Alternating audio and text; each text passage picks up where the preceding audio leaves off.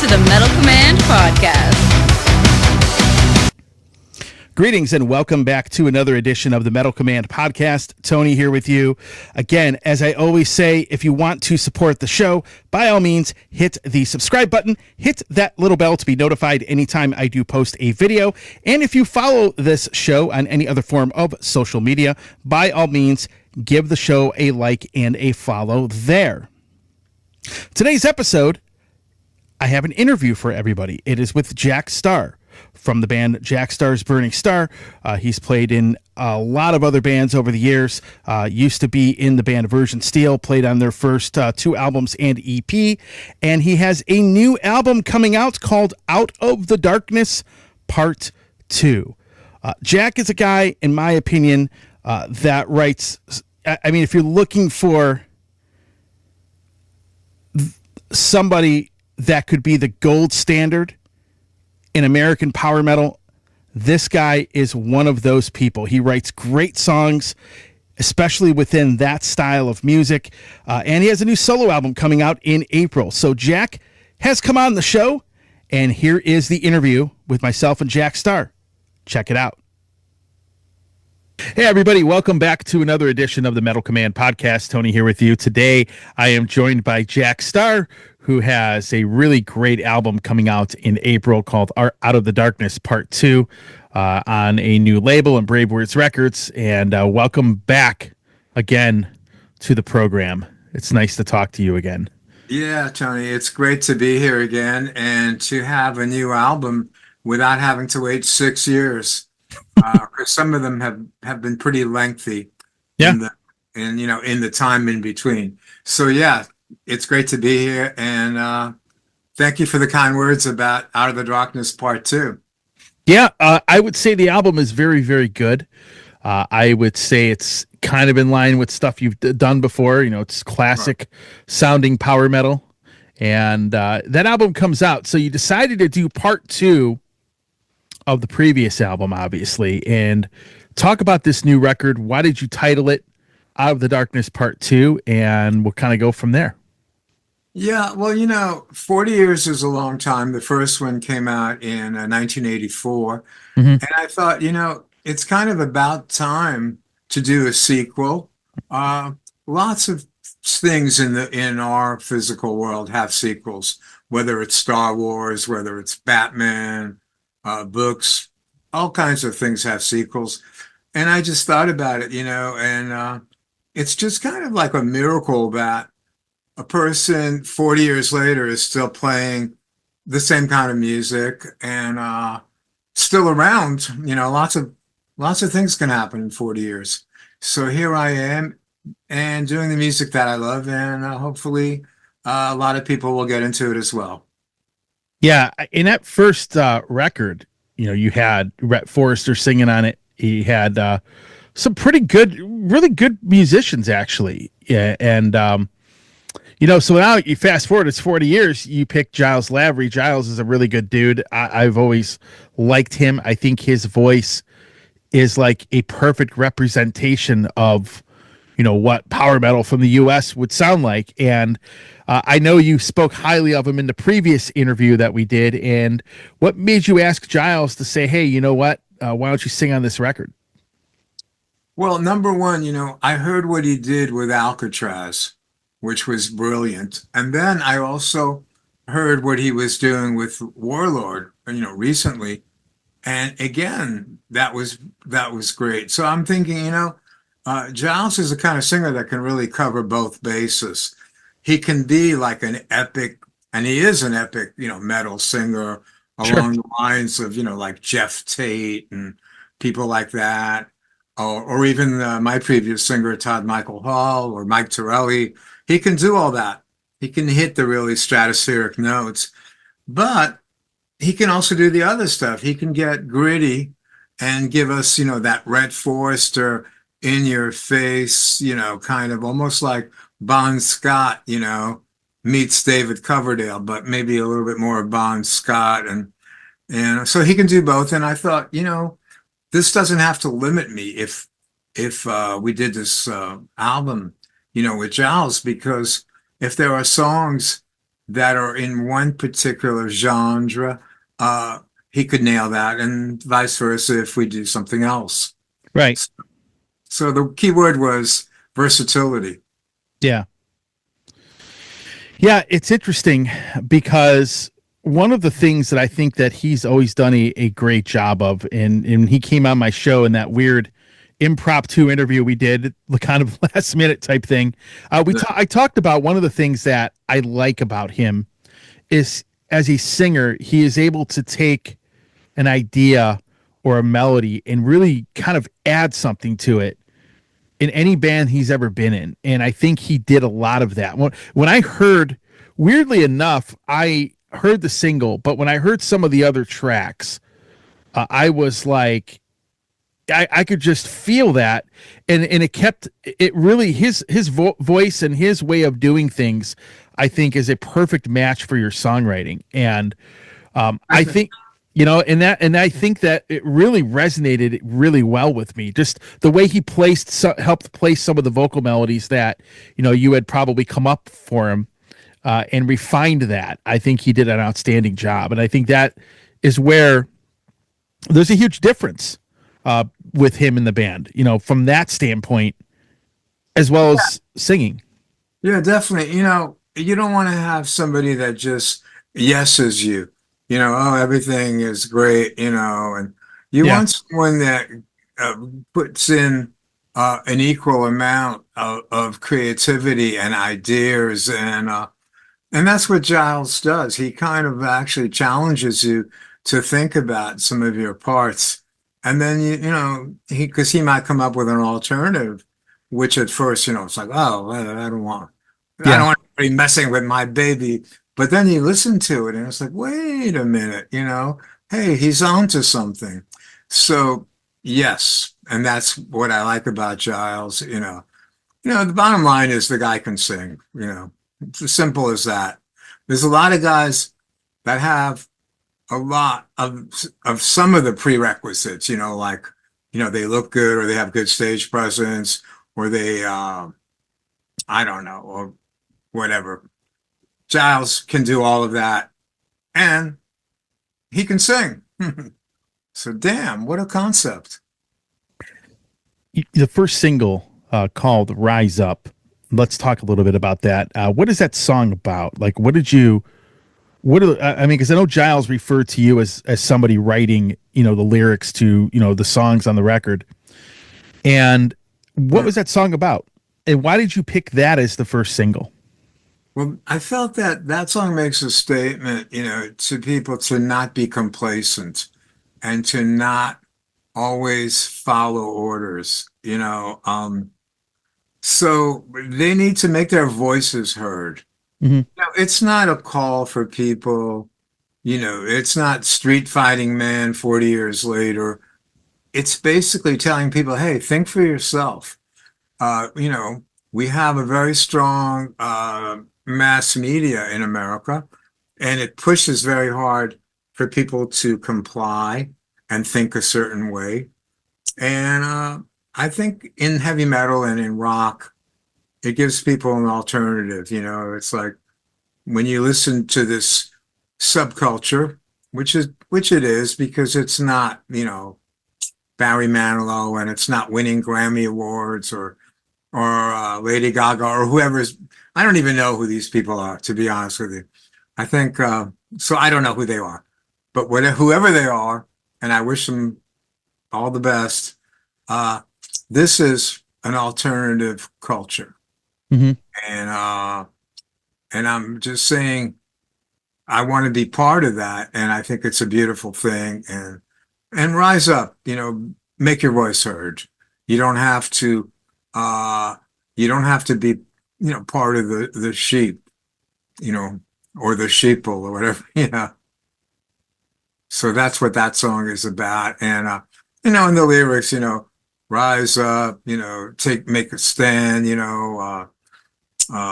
it's really about that. Sure. Now, you did the Souls of the Innocent album, the Burning Star album a couple years ago, almost 3 years ago now. Is this going to be like your lineup going forward for pretty much all of your stuff, or is this kind of a separate thing from the Burning Star stuff? No, this is really it's a new and exciting thing that I'm doing. And of course, I have to remember, Giles is in like two other bands. Yeah. Uh so I don't want to put, all my apples in one basket, because I know that Giles has he's become like the go-to singer. So no, I'm gonna be continuing, with Burning Star. We are gonna make another album. Hmm. Uh, but I want to see this. I want to see this to fruition, and I want to, play with this and do shows. And Giles has expressed his desire to do that as well. And the bass player, Gene Cooper, also would like to do that. So basically, we're all on the same page, and it's kind of like we're gonna fly the flag, and we're gonna see who salutes it. Hmm. Which is all you can do when you put out an album. I mean, even Iron Maiden, even the biggest bands in metal, they put out an album, it does great. And they put out another album, and maybe it doesn't do so great. And Sure. that kind of might influence a little bit of maybe their plans. Maybe Hmm. not, but, maybe not Iron Maiden. Maybe that was a bad example because I don't even think it would matter, even if their album like totally goes bonkers. There's such a residue of fans, that'll come out anyway. Yeah. But let's just take another band. I don't know, Blind Guardian. Hmm. Like, let's say they put out a horrible album, which I don't think they will, but let's say they did. It would impact, their travel plans. Same thing with Saxon or Uriah Heep or Accept, Right. especially Accept definitely. Um, so we want this album to do well, and then we'll see how it impacts what we can do with it. It's like, how good is the album? Well, the fans will tell us. Yeah. I mean, that's the ultimate evaluation, right? You can have reviewers write about it, you can have people like me talk about it, but ultimately the group of people that normally gravitate to this stuff, they will tell you. I mean, that's Yeah. And we'll know. And I mean, so far, really the reaction has been really good. yeah. So, so that's encouraging. And it is a good album. There's, no doubt about it. It's a good album. Yeah. One of the things I thought that was great, we touched on this in the previous interview, was a lot of the back catalog with Yeah. a lot of your stuff was reissued not long ago, and I was really excited to see that because I never had those albums on CD. I don't know if if they're streaming anywhere or anything like that, but it was cool to see those records come back because a couple of them I hadn't really heard, right? And how did that go over for you? I mean, was there a big reaction to a lot of those records, coming out? Yeah. Yeah, that's been really a tremendous thing in my life to see that happening because it's like, wow, your little babies, they're getting a second life. They're getting a second ride on the merry-go-round. Yeah. And, and they started reissuing them like 10 years ago. And basically, everything I've ever done has been reissued, or maybe even reissued twice or three times. Some albums like Out of the Darkness, I don't know. I think there's been like five reissues. Uh, so it makes me very proud because, I mean, you can measure success in a lot of ways. Yeah, you can have a platinum album on your wall, Hmm.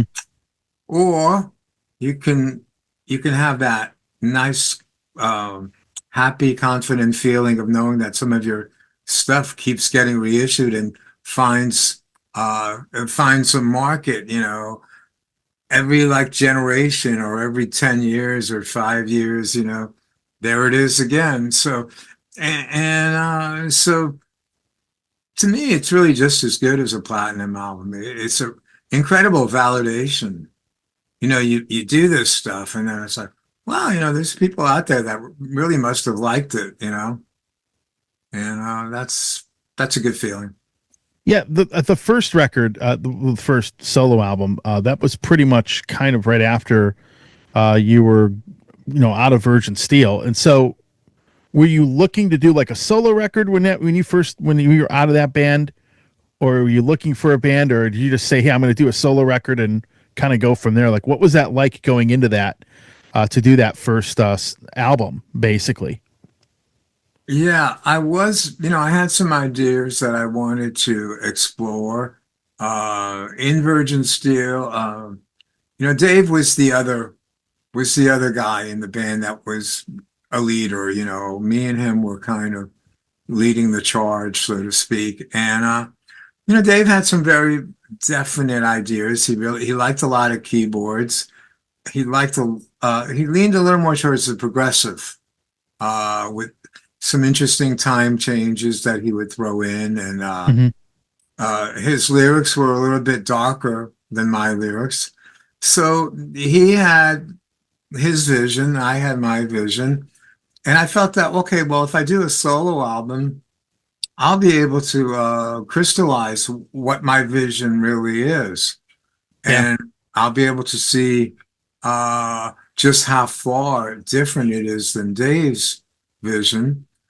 And in actuality, in the beginning, it really wasn't that far apart because okay, so I did Out of the Darkness, and then Dave did Noble Savage, and really they weren't that far apart. They became further apart as Dave became more esoteric. The music became more personal. Yeah. I've never made music that personal. Uh, uh, so we definitely would have been at odds. If we weren't at odds in 1984, maybe by the time 1988 rolled around, we would have been at odds and the band would have dissolved, because you can't really have two Indian chiefs, or whatever the saying is, Right. two cooks to make a stew. I don't know. I'll find the saying. I'll think of it tonight at 1 a.m. Too many chefs in the kitchen, as we want to say. Thank you, Tony. That was it. Yeah, I've always noticed that difference, because I think Virgin Steel did go down the more progressive path later on. You were more of the straight ahead, in your face, Yeah. writing straight ahead, in your face hard rock songs. I mean, basically, classic power metal is really what it sounded like, and Yeah. you could definitely hear a lot of that in the first couple records that you were on, in the EP that you were on, and Yeah. but there is definitely a huge difference there as far as like the more progressive music, because when I hear an album like Rock the American Way, or anything like that, I mean, that's just straight ahead, classic heavy metal. I mean, there's really no way to other way to categorize it. There's no crazy weird time changes like you would have No. in the way Virgin Steel evolved, through the Right. late Yeah. 80s, early 90s. Definitely not on that album. I mean, we did get a little progressive in some of the songs, but Yeah. but overall, yes, they're 100% right. Now you're on a new record label, Brave Words Records. When I say new record label, I'm talking this label basically emerged recently, Yeah. and that experience seems to be looking very good, the way that they handle things. And what attracted you to want to put this album out through that record label? Well, a couple of things. First of all, as Gene Simmons once told me, to be a musician, you also have to be a fan of music. Mhm. And I'm a fan of heavy metal. I'm a fan of music. I'm a fan of rock. And I read metal magazines, and I collect records and books, the whole 9 yards, posters. So how that relates to Brave Words is that they had a really killer magazine, which they still do. Yeah. And I used to buy the magazine at Barnes and Noble and at Borders Books. I don't know if you remember Borders, but Oh they yeah, were, I remember. yeah, it was like 3, 4 years ago they went out of business. But so when I heard the name Brave Words and that they were doing a record label, it's like it was a no-brainer. I knew it was going to be a great label because the magazine was great and Yep. the people connected to it also, were known to me, people like Tim Henderson and so on. So it was really a good fit, and I'm honored that they thought enough of me, to sign me. So it really is a nice feeling. Yeah, I was actually, it's funny when that record label was announced, I was actually shocked they didn't do anything like that earlier, like years ago. Just, Right. because I remember buying them, we had Borders here, Borders Books, at HMV Music Store. Probably the HMV probably stocked it the most because I think I liked it. I don't remember if it's a Canadian company or not, but they HMV here, you had a music store in the mall. I used to go up there, Right. and I used to tell them you need to set aside a copy of this. But I think about that record label because when they were, basically building this magazine, they did it in the worst time for heavy metal music, especially in North America. So it was like to make it what it became Right. during the worst time in North America, because Canada, metal scene wasn't any better than it was here. Yeah. It's pretty amazing when you think about that. So then you think about it now years later, because print magazines just they're not, the demand for it really isn't there like it was in the past, because I was part of two of them. Right. The thing is that they still maintained, that name, that brand, as you might want to say, is probably the best way to put it. And they built that during the worst time for this music, and that's something that has always struck me as great. So if they can do it during the worst time for this kind of music, just imagine what they could do now, right? And so, Right. Exactly. It's like putting out a disco song now. It's a little late. It happened in the 70s. yep, Metal never dies, though, which is a good thing. yeah, But the phenomena of reading definitely has suffered. People really are not into reading physical products anymore like they used to be, yeah, which I think is a shame. I collect books. I have like tons of rock and roll books and CDs and DVDs.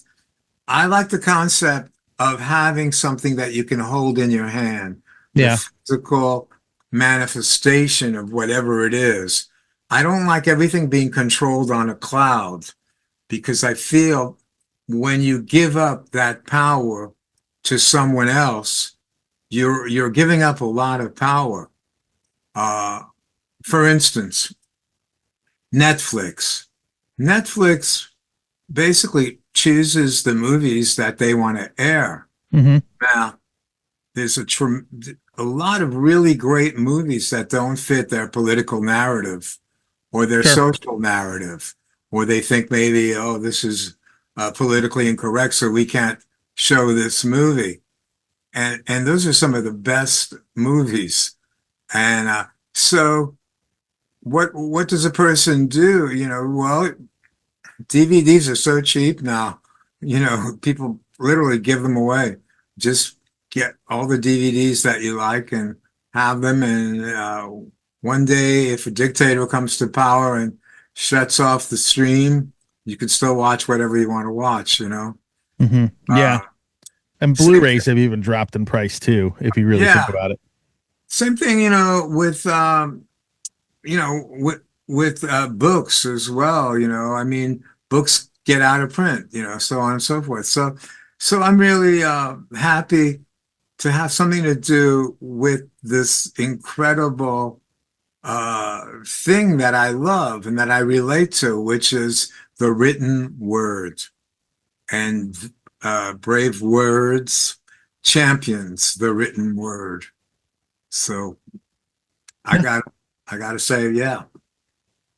Yeah, I've never been a fan of the streaming thing's kind of convenient from the standpoint of, if we go on to a certain, let's say a certain streaming service, and there's, Right.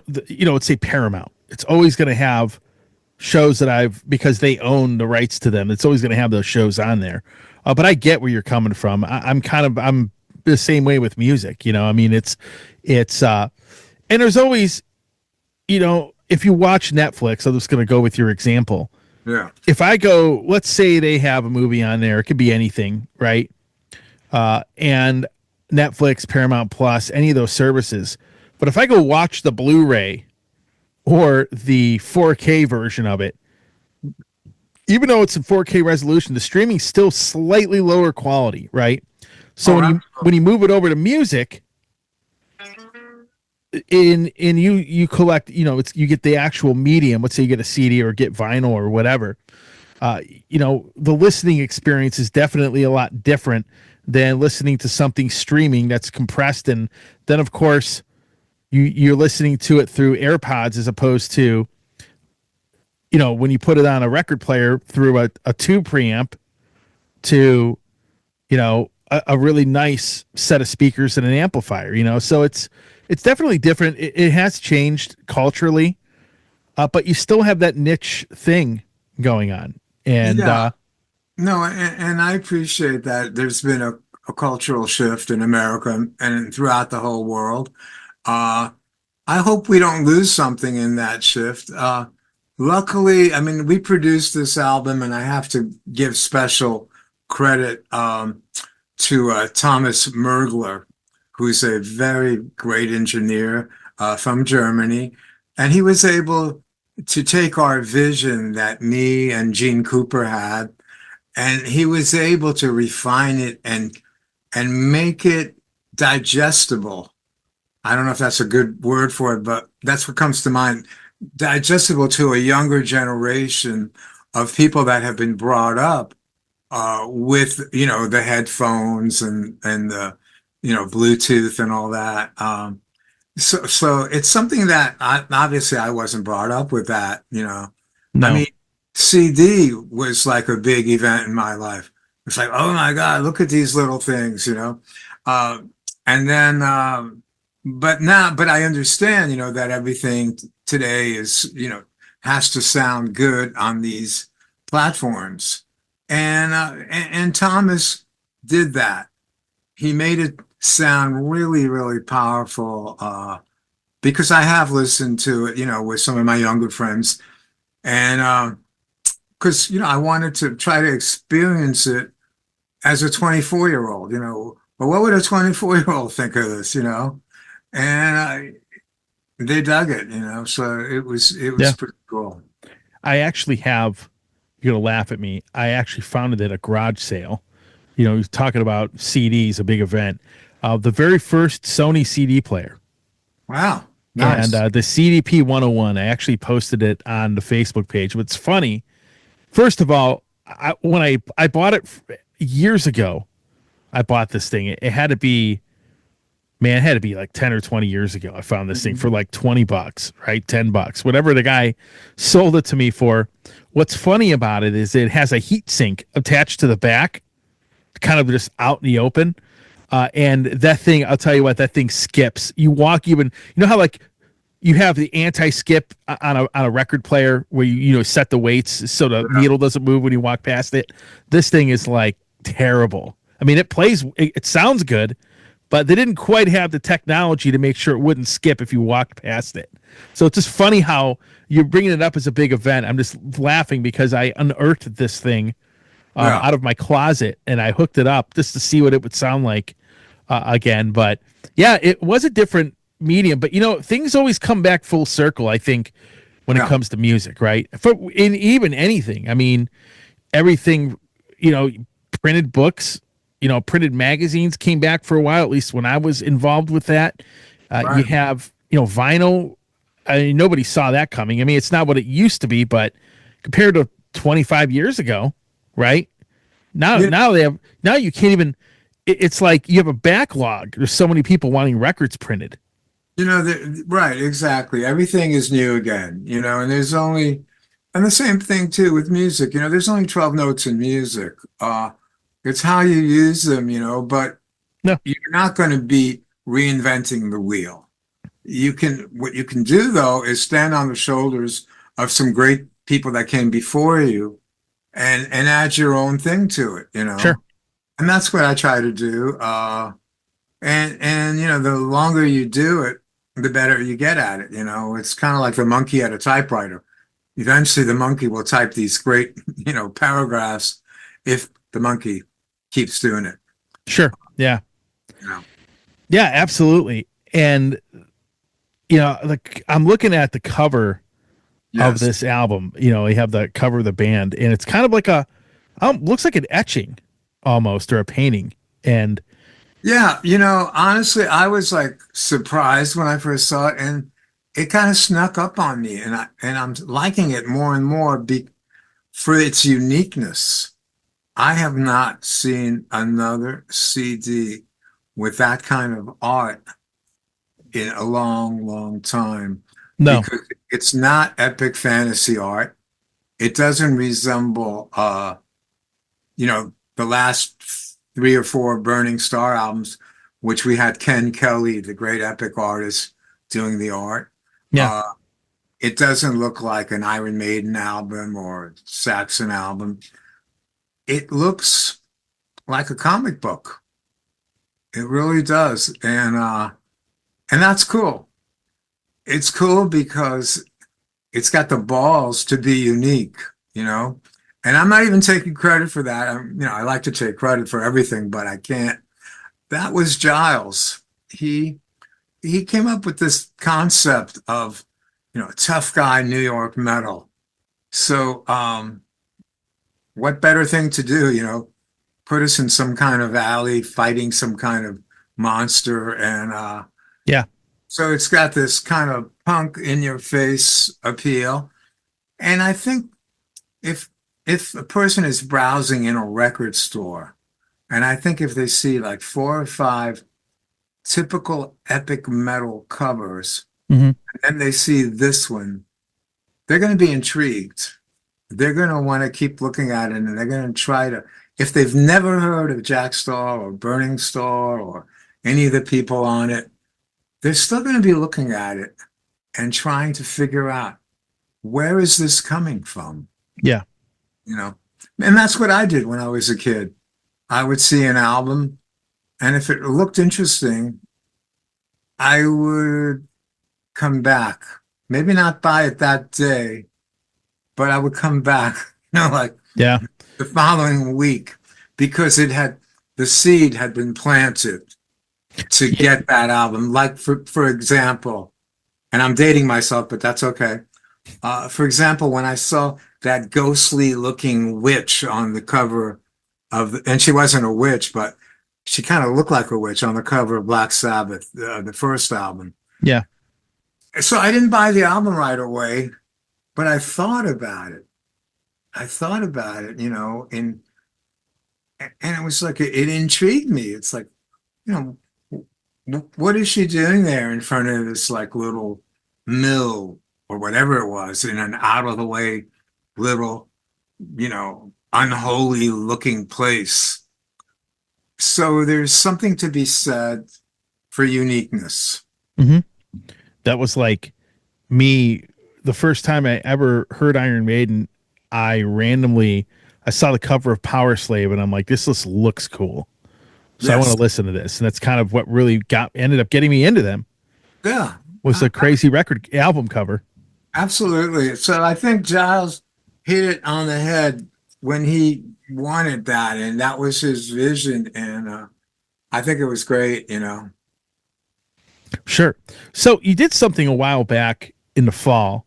You played on a thrash metal song, completely something that you normally don't do, but you did play some lead guitar. I'm curious to hear about that. What was it like playing on a heavy metal song like that, which is kind of something you don't normally really play? Well, I have actually done that in the past. I had I had a thrash band called Phantom Lords. We Hmm. did two albums for Dutch East India Napalm Records. And then I also had another thrash band called Devil Child. Okay. And and both of those bands have cult followings to this date, and the albums have been reissued. I've always liked the energy of thrash music. Yeah. You know, I'll tell you a funny little story, but with Burning Star at rehearsals, sometimes, we wanted to get warmed up before we go through our songs, like Rock the American Way that you mentioned. So we would start playing like a thrash song, like Ace of Spades, and we would all like, you know, crack up because it was so out of character for us. But we dug it. And then later on, when I met Mike Torelli and we started doing more epic metal style at our rehearsals, we would do like a song by Angel Witch, which was really bizarre because no one in America had ever heard them. And it was really weird that I even heard them. But I love that song, you're an angel, angel witch, wow, Yeah. that's cool. It was, so we would play this thrashy kind of music. And I always felt, why limit myself? Why pigeonhole to just, oh, well, I'm just going to be like another Vivian Campbell or whoever plays epic metal guitar, Yeah. you know. And besides that, I met Lemmy, and I thought he was a very nice guy. He was introduced to me by a friend of mine that I went to junior high school with and high school, who became the drummer for a band called Thor, the muscle guy. And he knew Lemmy, so we went up to see him, and it was just great, and it reinforced my belief that he would be a nice guy. I knew he's going to be down to earth. And sure enough, he opens the door and he's wearing these ridiculous looking moccasins that look like bear claws that were popular in America like 10, 15 years ago. They were like slippers, but they had like claws on them. And he was just funny. And he's like strumming his guitar, Yeah. playing Beatles songs that he really liked. And so, it's all good. And I think it's great when people step outside of the norm. Yeah, I think that it always intrigues me when people do something that you don't expect, that people don't expect. Because I know, like, the Phantom Lord albums came out a long time ago. Those were kind of more of an 80s thing, and you've been playing this kind of brand of power metal. Then suddenly, hey, I'm going to play some thrash again, you know, 30, 40 years later. It's so it's always interesting to branch out like Well, I that. have to say, without sounding conceited, I'm really good at it at thrash. I don't know why, but it's like, some there's like different things that I can do on the guitar and things I can't do. One of the things I can do is thrash. One of the other things I can do, which surprises a lot of people, is blues. I can play, like Gary Moore type, Stevie Ray Vaughan type Mhm. blues. I can do that. So, and really, what is the secret of being able to master something? You have to like it first, Yeah. you know. So it's just stuff that I like, and I'm able to kind of zero in on it. Awesome, man. Well, hey, I'm looking forward to this record coming out. Yeah. Comes out April 28th, if I'm Yes. correct. So, yeah, it's again, I would have to say it's very good. I think the one strength that it has, and I say this because I think this combination of you and Giles is absolutely fantastic, is that it kind of leaves you wanting more. Because remember when I heard it, I'm listening to it kind of casually, then I'm like, I want to hear more and more of this, and then you kind of get into it, and that's not an easy thing to do for a lot of bands, but it always leaves me thinking. it's just the way the songs are played. It's the songwriting itself. But I just think the combination of you two, I'll say it again, is great. I mean, it's a formula that, There was chemistry, yeah, and there is chemistry. And I know that Giles and I could get together again and do another great album, maybe even greater than this one. The chemistry is there, and it's the same chemistry that I felt when I met Red Forrester. yeah, I mean, Red and I were totally different people, but we had chemistry and we liked each other, and I like Giles. He's really got a great personality. I mean, if I'm sure you follow his posts on Facebook, and yeah. he has that same kind of in your face uh ballsiness that Red Forrester had, and it translates to his vocal approach. It's like kind of like a take no prisoners kind of approach, Yeah. and that's what was needed. I mean, I'm so glad that I found someone that could do that. So yeah, I can't see this album not doing pretty darn good. I think it's going to do well. Did you have a really good reaction to the single? Yes, very, very good. Because I have a bunch of hardcore fans all over the world, Hmm. and they keep in touch with me, and I'm very transparent. I'm not one of these guys.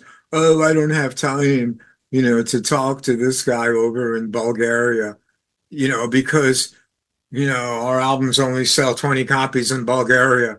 No, if the guy took time to write to me, or the 10 fans from Transylvania, or maybe the couple of hundred fans from New Zealand or whatever, I'm transparent and I'm also accessible. I want to communicate with them. So my reaction, because you're asking what kind of reaction, has been great. They've written to me and they're just like, wow, you know, perfect match. It was almost like, it's kind of like, you're starting a sports team and you needed a certain position on the football team. And, Hmm. so you were missing a quarterback. Then all of a sudden, you find the right quarterback. I totally get it. Well, Yeah. I do appreciate you coming on the show again. A really great record. In all seriousness, you wouldn't be here if I thought it sucked. So I think but it's an outstanding record. I think it's really. I think the biggest strength is how well it's written. As far as the songs go, and I think that this one's gonna, this one's really gonna get. I think it's gonna get some really good reviews, in my opinion, Yeah. because it really does have the songwriting is so strong on it for me. That's what has gravitated me to it. So I think it's going to be a great record. I think you're going to find that you're going to get a lot of people that are going to get into this. And I got to be honest, the people that are promoting it, your singer included, I think you get a great group of people that are going to be pushing this thing. Yeah, and that's a big part of the whole thing. It's like you got to let people actually be able to hear it, because you can make a great record, but it's like a tree falling in the forest. If no one hears it, so be it. So Yeah, yeah, yeah, we do have a good group of people, and they're all great guys, and I'm just lucky, at my age, to keep doing it, and to find people that wanna, share the vision of making great metal music. sure. Any last words for anybody that's going to be checking this interview out? Well, Tony, I think you're keeping the flame alive, really. Guys like yourself that have these metal podcasts, and the people that listen to you. So, there's lots of people that are going to go on your show and talk about, oh, I made the greatest record, blah, blah, blah. I don't want to say anything really like that. I just want to say, check it out, because I think that it will connect to a lot of people that grew up on classic metal from the 1980s. Sure. Absolutely. Well, I do appreciate you coming on. A lot of fun, as always, and I really love the record. Very good. Thank you so much, Tony, and the people at Metal Command. I love you guys, and I love all the fans, and I hope to hear from you after the show. Maybe some of you will give me a holler, as they say down south.